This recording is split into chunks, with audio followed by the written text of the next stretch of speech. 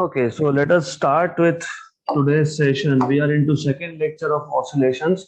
So let us quickly revise and also derive those equations again जो हमने कल देखे थे. We have seen first of all in the last session हमने simple harmonic motion क्या होता है ये define किया था और आपको याद होगा कि simple harmonic motion में force it is proportional to displacement and force is equal to minus k into x where k was called as force constant or spring constant. Negative sign आपको ये बताता है कि force and displacement are oppositely directed. So negative sign indicates that force and displacement are oppositely directed.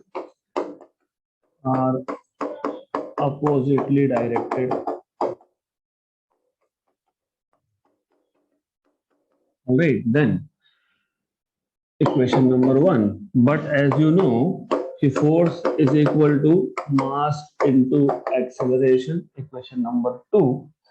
So from equation 1 and 2, from equation number 1 and 2, what you will have is F equal to ma and F equal to minus kx. तो a equal to minus k by mx. तो a आ गया आपके पास minus omega square x since omega square was k by m, right? तो k by m को omega square क्यों लिखा? Because of the dimensions. So it has dimensions of k by m has dimensions of square of angular frequency.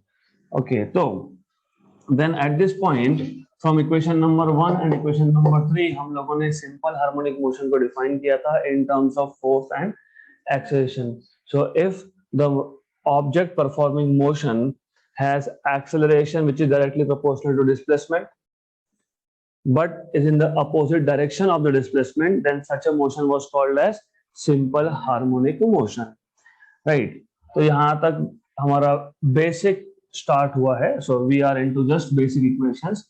इसके बाद हमको differential equation चाहिए था. Any equation which contains derivatives is called as differential equation. तो हमको simple harmonic motion जो object perform कर रहा है उसका differential equation चाहिए. So how to obtain differential equation? If you remember, to make differential equation of an object performing SHM, a को आप लिख सकते हो d2x by dt square. मैं डायरेक्ट लिख रहा हूँ, अगर डायरेक्टली नहीं समझ में आता है तो a is dv by dt rate of change of velocity equal to minus omega square की जगह पे वापस से I will write down k by m into x. Then ये जो v था v was dx by dt. तो therefore you can write down d dt of dx by dt. सिर्फ v की जगह पे dx by dt सब्स्टिट्यूट किया और minus k by m x को शिफ्ट कर दिया तो ये आ जाएगा plus k by m x equal to 0.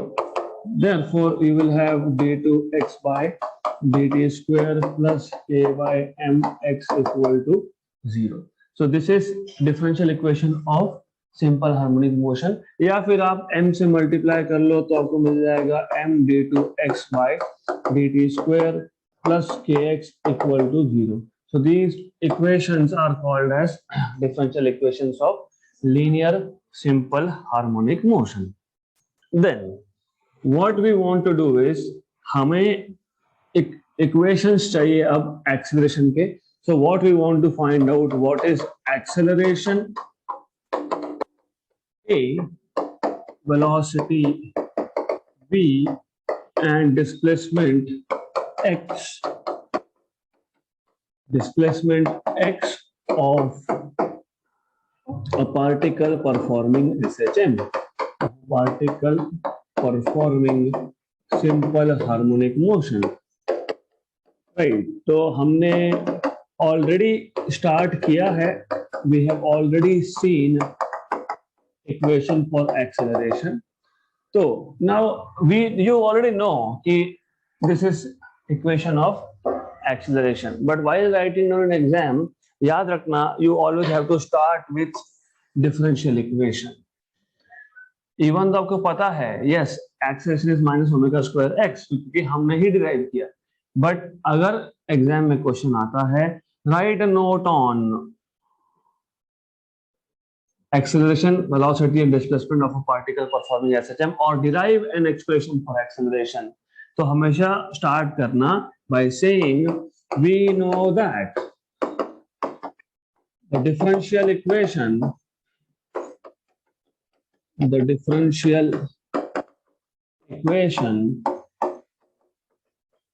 of a particle performing SHM is given by performing simple harmonic motion is given by, तो आपको पता है it is m d2x by dt square plus kx equal to 0. Therefore d2x by dt square plus k by m into x equal to 0. Therefore d2x by dt square equal to minus k by m into x. I'll call this equation number 1. Let us keep this as 1. Okay, therefore this is a equal to minus omega square x, equation number 2. So आगे आपके पास a का equation from differential equation. So sometimes examiner is expecting that आपको differential equation पता है और आप differential equation से भी acceleration का equation derive कर सकते हो. So if asked in exam, follow this, या फिर otherwise you can also follow this. पर अगर ये follow करोगे तो फिर आपको वो स्प्रिंग और वो सारा का सारा मास हमने अटैच किया था स्प्रिंग पे, वर्टिकल वॉल से कनेक्ट किया था, वो डायग्राम दिखाना पड़ेगा. So up to you now. Then you know equation of acceleration. अब हमको फाइंड करना है इक्वेशन फॉर वेलोसिटी. तो you are suppose to find out equation for velocity v. Alright, okay. तो now of course from equation number 1, so from equation number 1, what you have is m d2x by dt square plus kx equal to 0. Therefore, d2x by dt square equal to minus k by m into x. And but what you know is ये जो d2x by dt square है, this is nothing but acceleration, or it is nothing but d dt of dx by dt, right? Second derivative of displacement आप ऐसा लिख सकते हो d dt of dx by dt, but dx by dt is v, तो आप इसको लिख सकते हो dv by dt, right? तो ये आ गया dv by dt आपके पास. Therefore d2x by dt square की जगह पे आप लिखोगे dv by dt equal to minus k by m into x. Good. So up to this point it should be very clear. There is nothing much here. Okay. अब आपको already पता भी है, ये है आपके पास ओमेगा स्क्वायर, तो let us write down omega square. Okay. Then as I told you, ये डिफरेंशियल इक्वेशन तो है, बट यहाँ पे 3 वेरिएबल है v, t एंड x, तो it can not be solve. तो इसको आपको 2 वेरिएबल के टर्म में लाना पड़ेगा. So this equation number 3, so equation 3 contains 3 variables. कौन कौन से?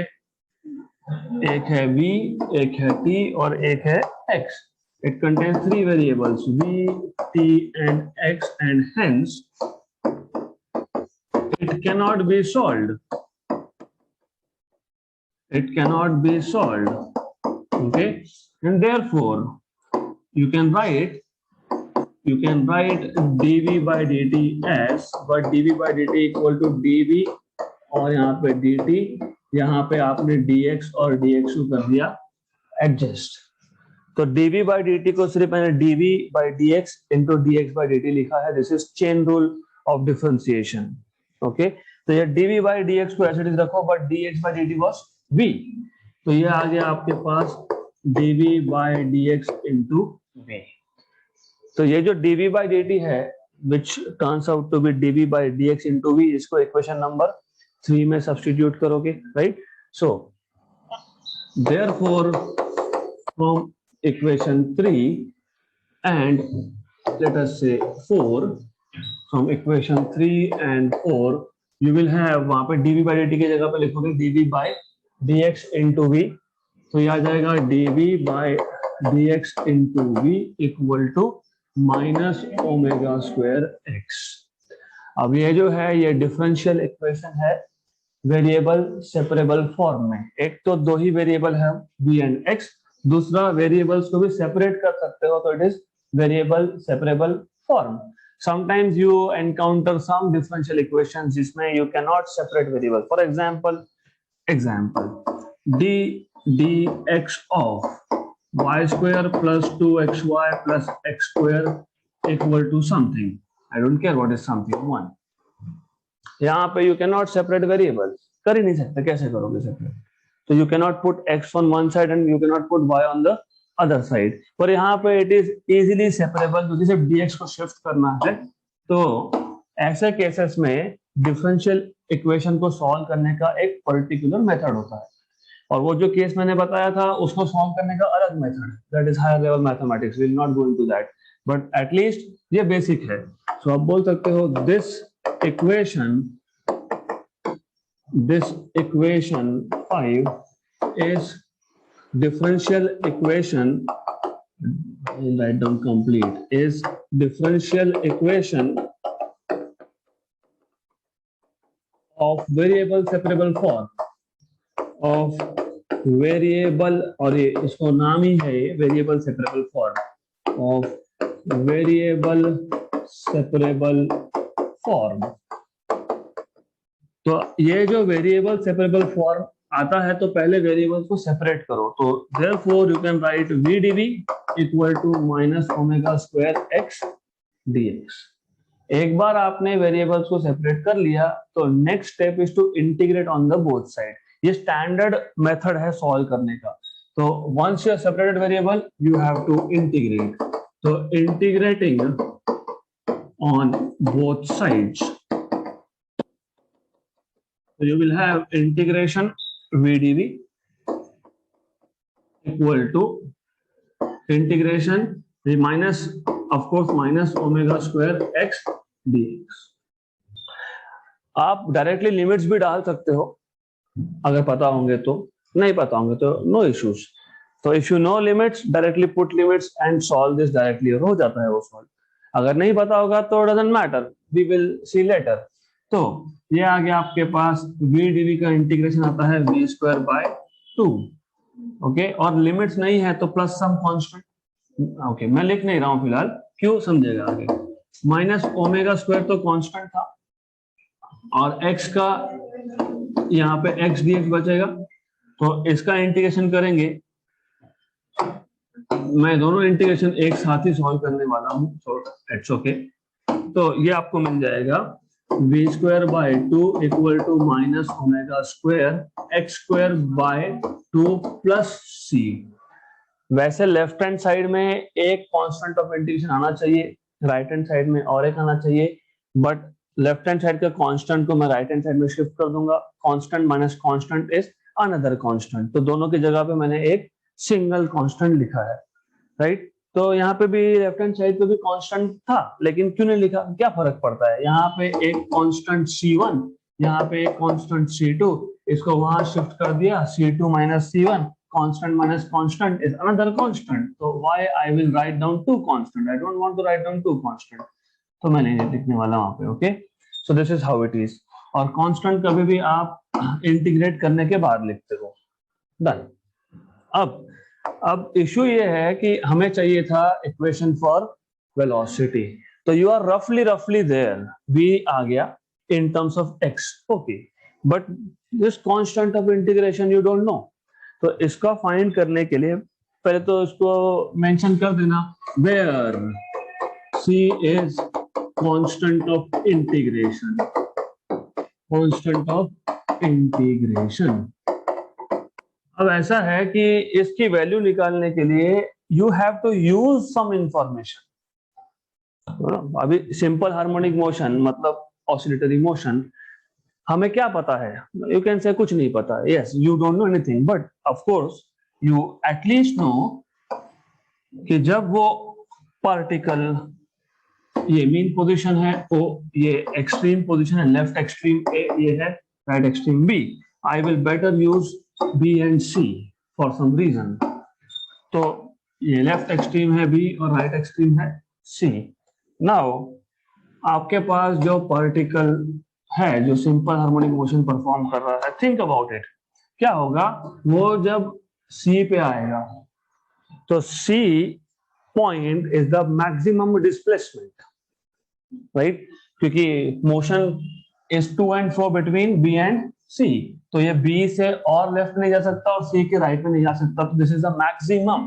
तो क्या होगा, मैक्सिमम डिस्प्लेसमेंट में the particle has to stop momentarily, small stop लेना पड़ेगा। क्यों? ऑफ कोर्स जब वापस आना होता है तो वेलोसिटी का डायरेक्शन 180 डिग्री से चेंज करना है, तो रुकना तो पड़ेगा, ऐसा तो नहीं हो सकता ना कि डायरेक्टली वापस आ जाएगा।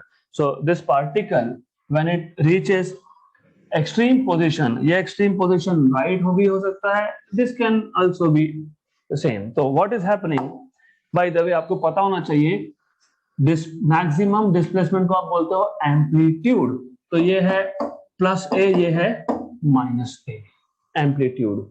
ओके, तो और पार्टिकल का इंस्टेंटेनियस पोजीशन, किसी भी इंस्टेंट पे उसका पोजीशन क्या है वो हम डिनोट करते हैं एक्स के साथ। तो ये जो एक्स था, this X is instantaneous position of the particle, right. तो ये दो चीजें पता होनी चाहिए, एक्स मतलब it is displacement at any point of time.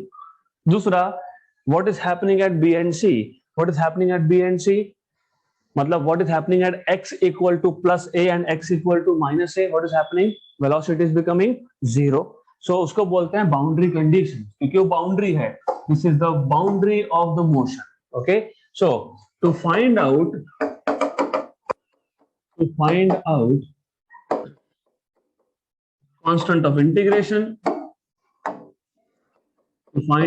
constant of integration, we need to use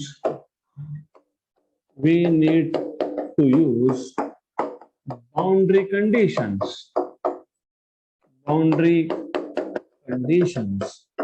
अब ये बाउंड्री कंडीशंस क्या है वो देख लेते हैं। बाउंड्री कंडीशन क्या है, at x equal to plus और minus a, x equal to plus or minus a, मतलब where a is amplitude, velocity is equal to 0, तो लिख देना where a is amplitude। The notes that I will uploading, maybe by mistake there is small a, by mistake मतलब you can also use small a, कोई फर्क नहीं पड़ता है, you can also use r, लेकिन a हमने already reserve करके रखा है for acceleration, तो just not to get confused, इसलिए मैंने अभी नोटेशन चेंज कर दिया, I am calling this as capital A, right. तो at x equal to plus और minus a, velocity is going to 0। ये जो आपके पास बाउंड्री कंडीशन की इंफॉर्मेशन है, इसको आप सब्स्टिट्यूट करोगे in this equation number 6। Okay, तो ये इसको बोलता हूँ 7, using data of equation 7 in equation number 6। तो हमारे पास जो इक्वेशन 7 से जो इंफॉर्मेशन है, मतलब बाउंड्री कंडीशन, उसको हम यूज करेंगे इक्वेशन 6 में। तो क्या इंफॉर्मेशन है, v की वैल्यू 0, तो यहाँ पे आप लिखोगे 0/2 equal to minus omega square, x की वैल्यू प्लस माइनस a उसका square by 2 plus c, 0/2 is plus a या minus a, square is a square, तो minus omega square a square by 2 plus c, therefore c is equal to omega square a square by 2। अब ये जो omega square a square by 2 आया, इसको आप substitute करोगे back there in equation number 6। Okay, so substituting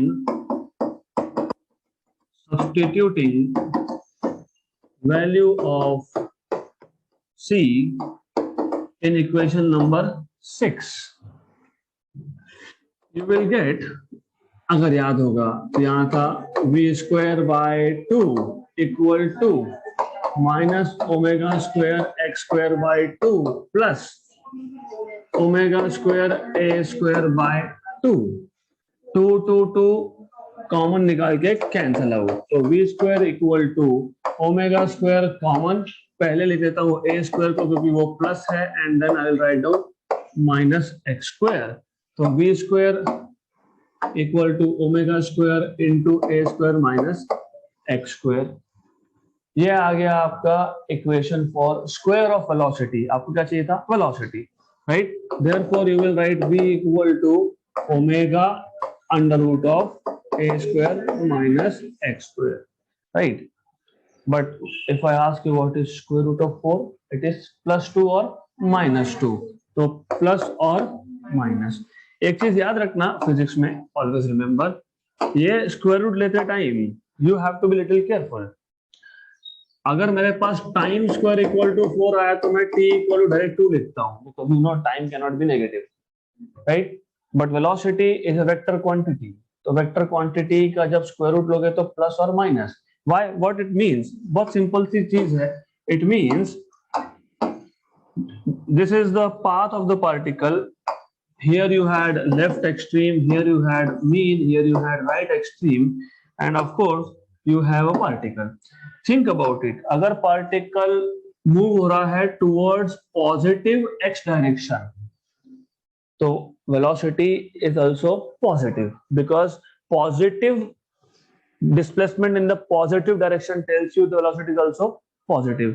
अब यहां से वापस तो आना ही है, तो when the particle is moving towards negative direction, right, तो velocity will become negative. तो यहाँ पे डबल साइन का मतलब ये होता है, positive sign for velocity means the object is moving in the positive direction, मतलब पॉजिटिव एक्स एक्सिस. अगर मोशन अलोंग एक्स है, अगर मोशन अलोंग वाई होगा तो positive Y.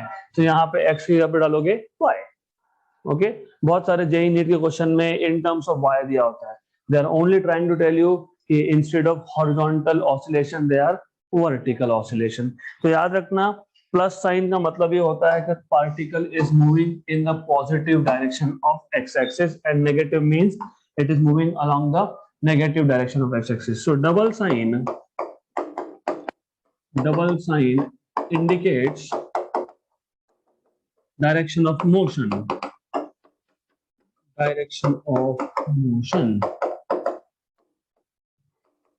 If the particle or object is moving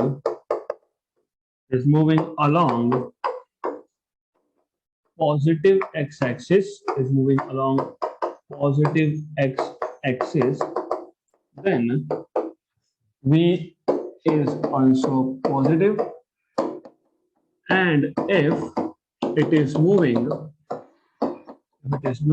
along negative x-axis, then velocity is also negative. तो direction आपको sign बता देगा, राइट? तो you have equation for velocity. As you can see, acceleration में भी x था, velocity में भी x है, और इसको सिंपल हार्मोनिक कब बोलोगे? जब यहाँ पे साइन या कोसाइन आएगा. अभी तक साइन या कोसाइन दिखाई नहीं. इसका मतलब डेफिनेटली x का जब इक्वेशन बनाएंगे, मतलब डिस्प्लेसमेंट का इक्वेशन बनाएंगे, तो दैट विल हैव साइन और कोसाइन.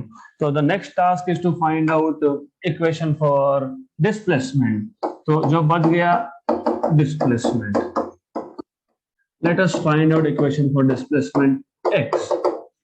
अभी x फाइंड करने के लिए, बाय द वे, वेल, एक चीज हमेशा याद रखो, but is very basic. Integration कब यूज करना है और डेरिवेटिव्स कब यूज करना है, इसका एक छोटा सा वीडियो बना के 3-4 महीने पहले मैंने शेयर किया था कि when you are supposed to use integration, when you are supposed to use derivatives, क्योंकि दोनों अपोजिट ऑपरेशन है.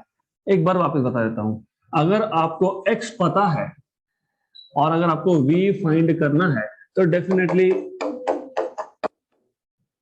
Correct, right? उल्टा, आपको v पता है, यस, आपको x फाइंड करना है तो dx equal to v dt, फिर इंटीग्रेट करो. If you know x, you want to find out v, then derivative. If you know v, you want to find out x, then integration. Similar is true for acceleration. अगर आपको v पता है तो derivative ले लो, a मिल जाएगा. Okay, but अगर आपको a पता है तो इंटीग्रेट करना पड़ेगा, और हमने वही किया विदाउट सेइंग. हमने इंटीग्रेट ही तो किया क्या हमने integrate? Yes, because we had information about a and I wanted to find out v, तो वो v फाइंड करने के लिए हमने, इफ यू सी, इंटीग्रेट किया है. राइट, तो ये बेसिक चीजें हैं which will help you a lot in all the competitive exam. तो छोटा ये बेसिक्स हमेशा याद रखो. नाउ अगेन मैंने क्यों बताया, क्योंकि अभी आपके पास क्या है, v है, तो v यूज करके इंटीग्रेट करके क्या मिलेगा, x. Very good. तो now consider magnitude of velocity of a particle, magnitude of velocity of a particle performing SHM, particle performing simple harmonic motion, performing SHM.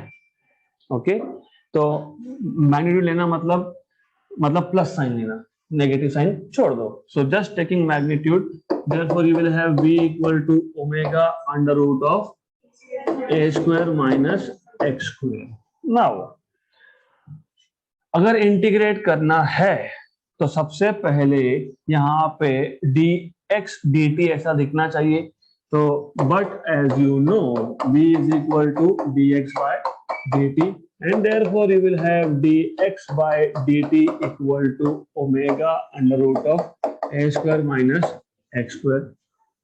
Omega constant, amplitude constant, क्योंकि वो maximum value of displacement है, that is constant. तो दो ही variable है. अच्छा, कौन सा, x और t, और ये भी वेरिएबल सेपरेबल फॉर्म है. यू सी, सिर्फ मैं ये under root of a square और x स्क्वायर को यहाँ पे ला सकता हूँ, dt को वहां पे शिफ्ट कर सकता हूँ. सो this is variable separable form. Variable separable form में क्या करते हो, what do you do is separate variables and then integrate. So it is a variable separable form of differential equation. So separate कर लो variables को, therefore you will have a dx upon under root of a square minus x square. एक side पे सिर्फ x, एक side पे सिर्फ t, तो omega dt आ गया. What was the next step? Integrate. Very good. So integrating on both sides. Integrating on both sides. On both sides.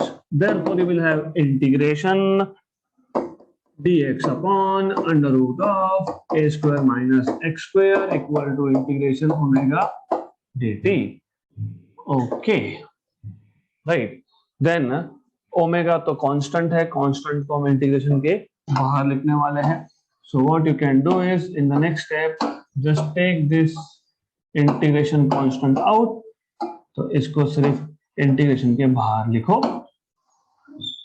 Right hand side का integral तो इजी है. What is integration of dx x, what is integration of dt t, that is okay. This is a standard integral. How many of you have mathematics? Are you done with integration? Not yet. Okay, ठीक है. तो आपको पता होना चाहिए, यहाँ पे a constant है और यहाँ पे x वेरिएबल है. इंटीग्रेशन का वेरिएबल कौन सा है, x, और नीचे क्या है, under root of a square minus x square. तो this is equal to sine inverse of x by a. ये स्टैंडर्ड फॉर्मूला है इंटीग्रेशन का, sine inverse of x by a. Okay, equal to omega t plus constant of integration. लेकिन वहां पे पहले से ही हमने c यूज कर लिया, तो अभी वापस c नहीं, कुछ नया नाम, alpha. Right? No, it's not 1/2 there. It's not 1/2 for sure. उस केस में आप ऊपर डेरिवेटिव एडजस्ट करते हो, ऐसा कुछ अलग फॉर्मूला बनता है. But this is for sure sine inverse of x by a equal to omega t plus alpha for sure 100%। तो ये आ गया sine inverse of x by equal to omega t plus alpha. सिर्फ ये जो integration है इसका standard formula है, दिस इज स्टैंडर्ड इंटीग्रल, तो यू शुड नो दिस। तो ठीक है, अब नाउ ऑफ कोर्स ये साइन इनवर्स है, वहां पे जाके क्या होगा साइन, तो x by a equal to sine of omega t plus alpha, तो x equal to a sine of omega t plus alpha. Good, आ गया डिस्प्लेसमेंट के इक्वेशन में साइन, बन गया हार्मोनिक। यस, अगर ये साइन है तो v के लिए यहाँ पे सब्स्टिट्यूट करोगे तो वो भी इन टर्म्स ऑफ साइन या कोसाइन होगा, और यहाँ पे भी आप लिखोगे x equal to a sine, तो ये भी हार्मोनिक होगा। तो you see displacement, velocity and acceleration all have harmonic functions, so that is why this motion is harmonic motion, right? But अब ये जो इक्वेशन मिला, equation number I don't remember, इसको ये 6, 7, 6, 8 और उसके बाद ये 9। ओके, तो ये जो इक्वेशन 9 मिला, it is a general equation. What do I mean by general equation? ऐसा है, यू डोंट नो कि पार्टिकल एक्सट्रीम से स्टार्ट हुआ था या मीन से स्टार्ट हुआ था, you don't know, you just know कि it started from somewhere. So when I say general equation, so it means the particle has started its motion from somewhere. तो उसने मोशन कहीं से भी स्टार्ट किया होगा। तो this equation for displacement is a general equation. हमें exactly पता नहीं है कि कहाँ से स्टार्ट किया, from somewhere it started. तो ये जो इक्वेशन आपके पास आया, this is a general equation. So equation 9 is general equation for displacement or displacement curve at any instant of time. So this is a general equation for instantaneous displacement, मतलब particle ने कहीं से भी start किया होगा t time के बाद, कहाँ पे पार्टिकल हो सकता है मीन से स्टार्ट किया है, हो सकता है कि बीच में कहीं से स्टार्ट किया है, राइट? तो स्टार्ट कहीं से भी किया t टाइम पे वो कहाँ पे है, that is given by this equation, क्योंकि you remember particle is continuously moving. Okay, so equation 9 is general equation for instantaneous displacement. ये words are very important, instantaneous, at that point of time. So equation 9 is general equation for instantaneous displacement of a particle performing SHM, of a particle performing simple harmonic motion, right? अब हमको special cases बनाने हैं, जैसे मैंने बताया particle can start from mean, it can start from extreme also. तो let us talk about special cases. Case number 1, if the particle starts from mean position, particle starts its motion from mean position. The particle initially was at x equal to 0. What is mean position? Center position, that is origin. तो particle ने अपना motion ही x equal to 0 से start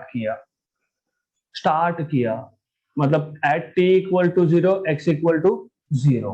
हाँ, तो ये words are important, तो समझ लो, इसको इजी है। तो if the particle start its motion from the mean position, so this means at time t equal to 0, x is equal to 0। ये इंफॉर्मेशन आपको इक्वेशन नंबर 9 में सब्स्टिट्यूट करना है। Substituting this in equation number 9, therefore x equal to 0, a sin omega t equal to 0 plus alpha, constant of integration। हमने alpha को बताया नहीं, alpha क्या है बता दो यहाँ पे। where alpha is a constant of integration, where alpha is constant of integration. यहाँ पे इस कांस्टेंट ऑफ इंटीग्रेशन को बोलते हैं फेज एंगल। ये फेज एंगल क्या है वो आपको समझने के लिए कम से कम 3 से 4 लेक्चर रुकना पड़ेगा। ओके, तो where alpha is called as constant of integration and is called as phase angle। इसको फेज एंगल बोलते हैं। तो phase angle I will anyways tell you in detail because interference में भी लगने वाला है हमको, तो I tell you what is phase angle, but for the time being ठीक है, कांस्टेंट ऑफ इंटीग्रेशन है 0 equal to a sin omega into 0 is 0 plus alpha is alpha। Therefore 0 equal to a sin alpha मतलब अभी a तो 0 हो नहीं सकता क्योंकि वो एम्पलीट्यूड है, एम्पलीट्यूड 0 कैसे होगा, एम्पलीट्यूड 0 मतलब मोशन स्टार्ट ही नहीं होगा, तो एम्पलीट्यूड कैन नॉट बी 0, इसके लिए क्या 0 होगा, sin अल्फा 0 होगा। sin अल्फा 0 मतलब अल्फा की वैल्यू 0। sin 0 0 कब होता है, sin 0 इज 0 ना, तो sin की वैल्यू 0 कब होती है, 0 एंगल पे, तो sin अल्फा 0 मतलब अल्फा इक्वल टू 0। अब ये अल्फा इक्वल टू 0 आप सब्स्टिट्यूट करोगे इक्वेशन नंबर 9 में, so put alpha equal to 0 in equation number 9। Therefore x equal to a sin of omega t plus 0, alpha की value 0। Therefore x equal to a sin omega t। जब भी particle ने अपना motion mean से start किया तो directly ये equation use करना, not this one. So whenever particle starts its mean motion from the mean position, its instantaneous displacement is given by x equal to a sin omega t. So if the particle starts its motion from the mean position,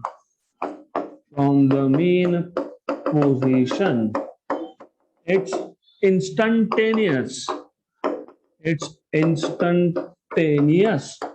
displacement is given by equation number 10. It's given by equation number 10, right? Interesting and simple। तो अभी आखिरी case देख लेंगे।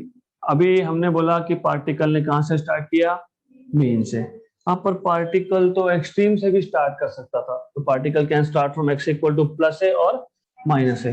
Well, just to give you little bit of graphical representation अगर करना है तो कुछ नहीं करना, एक स्ट्रेट लाइन ड्रॉ कर देना, उसमें यहाँ पे बता देना कि हाँ ये बी पोजीशन है, ये सी पोजीशन है, ये मेन पोजीशन है और पार्टिकल इनिशियली था यहाँ पे, तो हो गया x equal to 0 at t equal to 0, x equal to 0। Diagram draw कर दो। Okay, then of course second case 1 था particle starts its motion from mean.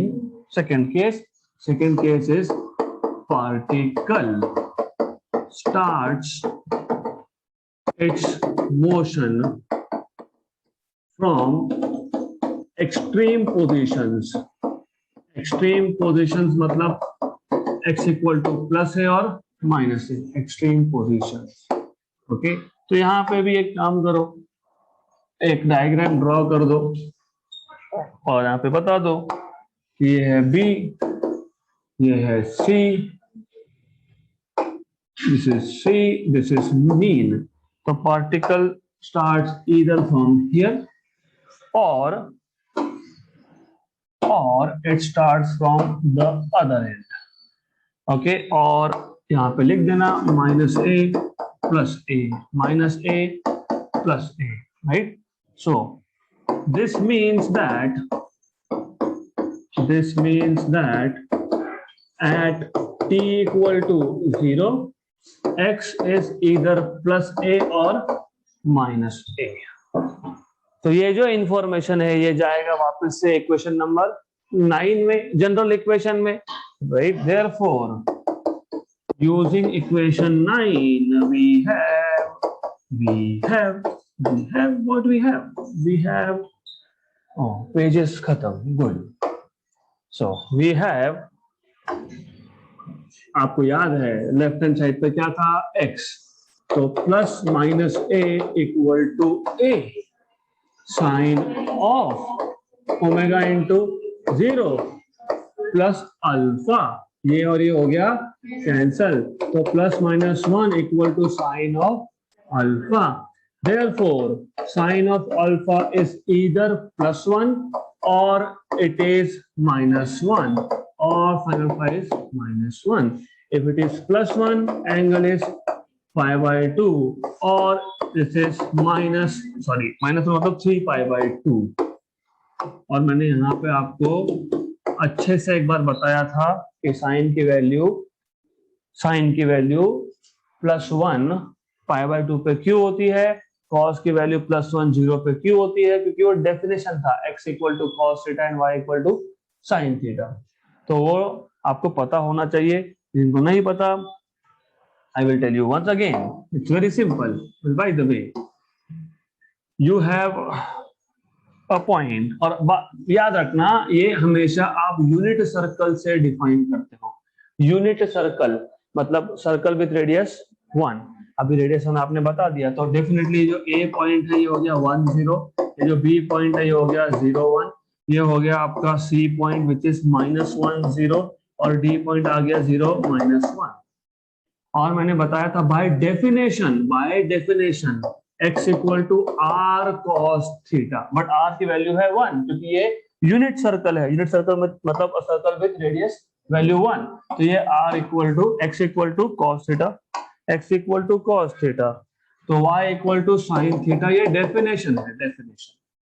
और एंगल आप हमेशा मेजर करते हो with respect to x axis.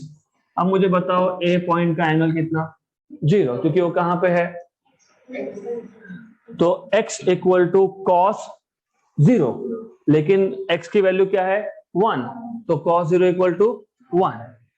Similarly यहां पे y इक्वल टू, अभी एंगल कितना है 90, तो x equal to cos 90, but x की वैल्यू क्या है 0, हेंस cos 90 इज 0, तो ऐसा करके आपको मिल जाएगा। यू कैन सी ये y equal to sin theta, तो y equal to sin 90, but y value is 1, तो sin 90 इज 1।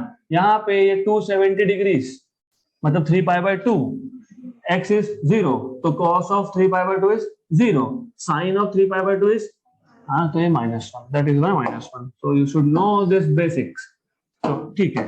एनीवेज, तो अब आपका अल्फा की वैल्यू आ गई π/2 या फिर 3π/2, therefore x will be equal to a sin of omega t plus π/2, या फिर x equal to a sin of omega t plus 3π/2। Correct है, don't worry, it is right, nothing wrong, this is right. x equal to a sin, एक बार डाला मैंने यहाँ पे π/2 और एक बार मैंने सब्स्टिट्यूट किया 3π/2। Then you should know more trigonometric identities. What is sin of some angle plus π/2, sin of π/2 plus theta, cos of theta, right? Good. लेकिन यह आएगा आपके पास x equal to a, of course x equal to a cos of π/2, और यह आएगा आपके पास x equal to -a cos of 3π/2। गलत बता रहे हो फिर भी मैं ठीक है बोल रहा हूँ। थीटा ये is omega T. You see मैंने क्या लिखा, मैंने साइन ऑफ π/2 प्लस थीटा को साइन cos π/2 लिखा क्या, नहीं, क्या लिखा cos theta, but what is theta, theta is omega T only. Okay, तो यहाँ पे क्या लिखोगे cos ओमेगा टी, यहाँ पे क्या लिखोगे -a cos omega T, correct, right. एक छोटी सी गलती, जब आप 3π/2 लिख रहे हो, राइट, और ये 3π/2 कहां से आया, ये ऐसा आया कि आपके पास यहाँ पे साइन की दो वैल्यू थी, एक थी +1 एक थी +1, का मतलब ये था कि पार्टिकल ने पॉजिटिव साइड से स्टार्ट किया, मतलब x की वैल्यू क्या थी पॉजिटिव। और माइनस का मतलब क्या है, कहां से स्टार्ट किया, नेगेटिव साइड से स्टार्ट किया। जब नेगेटिव साइड से स्टार्ट किया तो यहाँ पे भी तो नेगेटिव चाहिए, x is minus because the particle itself is starting from minus, so minus minus, right? Good, clear? अब by the way I'll tell you one thing कि आप क्या कर सकते हो, आप ये लिखना ही नहीं दूसरा साइड, ये और का छोड़ देना, चलता है, बोल देना हाँ plus minus 1 equal to sine alpha, therefore alpha is pi by 2 और 3 पाई बाय 2, सीधा आ जाना यहाँ। तो you can safely skip this part, इसको लिखो ही मत if you are getting confused. But anyways, तो दोनों ही केसेस में ईदर दिस और that you have x equal to a cos omega t। मतलब अगर पार्टिकल ने अपना मोशन एक्सट्रीम से स्टार्ट किया तो हम कौन सा इक्वेशन यूज करेंगे, a cos ओमेगा t, और अगर मीन से स्टार्ट किया तो कौन सा यूज करेंगे, a sin omega t। Equation number 11, and you say if the particle starts from extreme position, its instantaneous displacement is given by equation number 11. So if the particle starts its motion from extreme positions,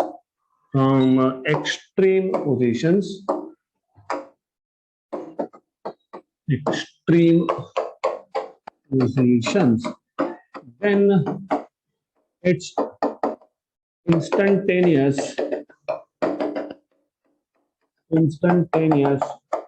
displacement is given by equation number 11. Good, ठीक है, all good. Have you followed everything today, all the steps? Okay, so I hope you have understood everything. So we'll stop at this point today and continue with more in the next session.